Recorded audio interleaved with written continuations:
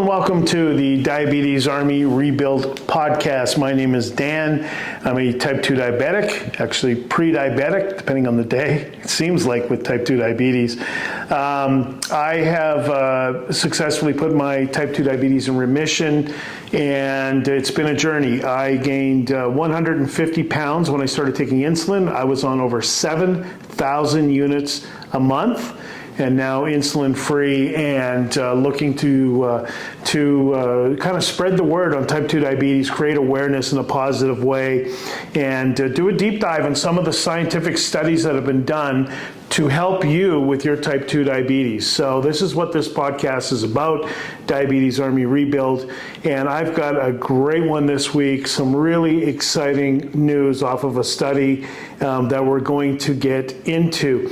I get a lot of questions about newly diagnosed people.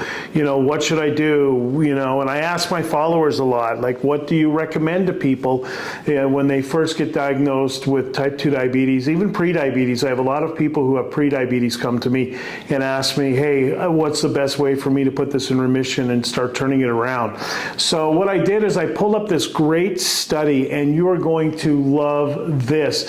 And although it's for people that you know, have just been diagnosed, let's say their first year of type 2 diabetes, this can really apply to anybody, because you can do a total reset of yourself at any point in time. And I think it's important that we remember that while I go through these numbers and statistics, because this is really some great stuff. So let's talk about this. Let's just say today is day one of your type 2 diabetes. For some of you it might be, but for those who have been on a journey for a while, just reset your clock. Pretend it's New Year's Eve. Everybody makes a New Year's resolution. Why don't we make yours starting today? And this is going to enlighten you, and I think you're going to be excited about this. So the study was called Behavior Change, Weight Loss and Remission of Type 2 Diabetes, a community-based prospective cohort study. All right, this was done by H. Damba Miller, A.J. Day, J. Strelitz, G. Irving, and S.J. Griffin. All right, so here's how it went.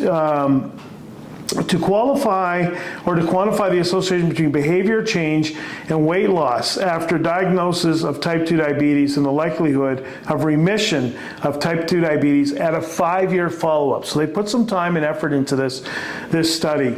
All right, so what they did is they did a cohort study of 867 people with newly diagnosed diabetes. They were aged 40 to 69, all right? So and I believe it was a Cambridge trial. Participants were identified with screenings between 2002 and 2006. All right, so they went under the microscope and they started digging into these folks with things like weight change, physical activity, diet, alcohol consumption, you know, and so they established a baseline, all right? And then they examined for remission at 5 years with these same people. And they used the A1C level as their testing ground. So here's how this went. A change in behavior and weight over the first 5 years after diagnosis of the subsequent 1 to 5 years, as well as a remission of a 5-year follow-up. So they studied from 1 year to 5 years, all right, just to be clear. So here's what they found out in this study. Diabetes remission, that's an important word, remission, was achieved in 257, 30%. At the 5-year follow-up, compared with people who maintained the same weight and achieved about a 10% weight loss in the first year after diagnosis. They had a significantly higher likelihood of remission. So those who lost 10% of their body weight in the first year had a greater chance of putting their type 2 diabetes in remission when they went back in the 5 years and took a look at this.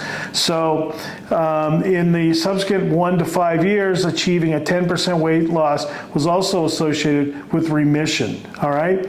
So the conclusion of this trial came to be in a population-based sample of adults with type 2 diabetes, weight loss of 10% early in the disease trajectory was associated with doubling the likelihood of remission in 5 years. Doubling the likelihood of remission in 5 years. This was achieved without intensive lifestyle interventions or extreme calorie restrictions. Again, without intensive lifestyle interventions or extreme calorie restrictions. In other words, to lose that weight, they didn't really put a lot into it. They just put some focus on it. But it's not like they went to a camp or did something like that for this to happen. So, the success of this study really comments on how important it is. If you just lost 10% of your body weight in the first year, so if you're 300 pounds, that's 30 pounds in 1 year, right? If you can lose 10% of your body weight, and I think they even had success.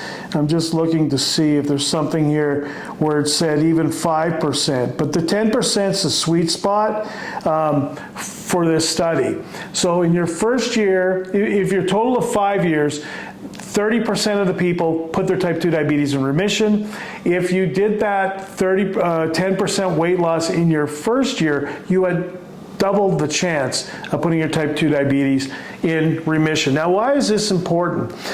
So many people, they say, well, yeah, I'm going to start tomorrow, I'm going to start next week, next month, whatever. This is telling you that you actually can start tomorrow. Just treat tomorrow like it's your first year. So in other words, you look out over your next 5 years. Is your goal to put your type 2 diabetes in remission, which would be to get down, you want to be under 6.5, right, to get into that pre-diabetes stage, right?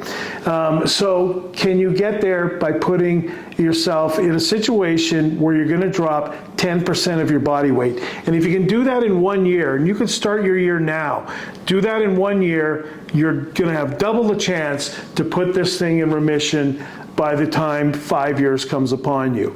And how great would that be? I'll tell you, in my journey, I woke up one day, I'm a former pro athlete, I woke up one day, I was over 400 pounds. Over 400 pounds, right? I'm on 7,000 units of insulin. I just keep feeding the dragon. And then one day I had to go and make a decision to start on my journey.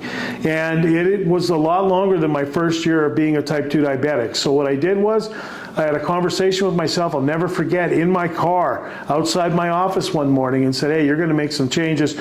We're going to do this. You're going to go back to that pro athlete mentality, and we're going to bust through this, and we're going to start this program. I lost 80 pounds in my first 8 months. I added in intermittent fasting, came down 125 in 13 months. Right? Now, I did some pretty intense fasts, I'm going to admit, 2 40-hour fasts a week, 20-hour. I found them super easy to do, right? I found them super easy to do. I went to 50 net carbs a day, right, to start this thing off. And then I went down to 30, and then I went down to 20 net carbs, and then I flipped over and did 20 total carbs.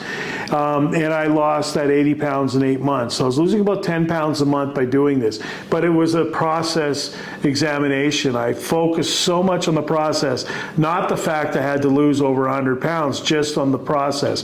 And as I continued that along, even in my journey today, I finally got this in remission. I'm finally off of insulin. So I had to lose even more than 125 pounds in my case.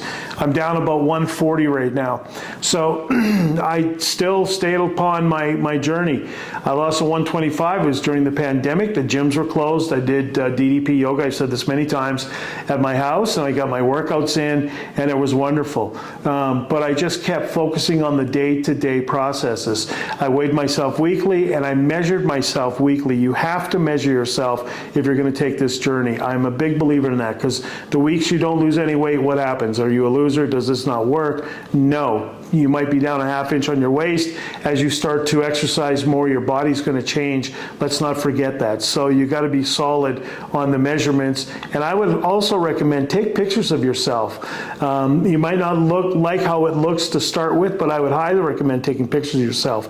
But this is what science is telling us. If you can drop just 10% of your body weight, it's going to have a massive impact on your type 2 diabetes, and this is what we want. Again, I'm living proof. I put mine in remission. I was 400 and some pounds, like I think 468. My comeback, just so you know, was I was lifting weights. The gyms were still open at that point, and I could only walk 5 minutes on a treadmill. 5 minutes. My lower back hurt so much I couldn't do it. Then I went to 6, then I went to 8, I went to 9 minutes, and then I went to 10 minutes. I couldn't believe I made the 10 minutes. I'm a former professional athlete, and I was cheering myself at the 10-minute mark. Did I care what the people at the gym thought? No, I was working my butt off. I really was, and I think a lot of people respected me for that. So, put the judgment calls out of your head. They're judging how hard you work, not what you look like. Trust me when I tell you that. So, again, this goes back to a study. Let's run the numbers one last time. 867 people, right? And of those, 257 put their type 2 diabetes in remission. So people are doing it. I say this because I know it's a hard journey, and I know there's a lot of things that go on with this, and everybody's different, right? However, get with your doctor. I'm not a doctor. I tell you a lot about what works for me. You need to team with a great medical professional who's dialed in, not living on the 1970 food pyramid, somebody who's actually dialed in to the modern science of what we're doing here. Get with your doctor. If you can drop that 10% of your body weight, it's going to be different for everybody, obviously. However, if you can do that in a safe and healthy manner, you've got a great chance. 30% of those people put their type 2 diabetes in remission, and I want you to be next. And if you are, please let me know. Comment on this, and follow me on all the social media channels, Instagram, TikTok, and my YouTube page. So thank you so much for watching. This might not be for you. This might be for your parents, your grandparents, who knows, a brother, a sister, one of your children. I'm not really sure, but just spread the word, spread the love. And I got to say this because I say it all the time, but it's so true, and it pertains to this episode. As always, let's make reversing type 2 diabetes cool. You're awesome. Thanks for listening. I really appreciate you.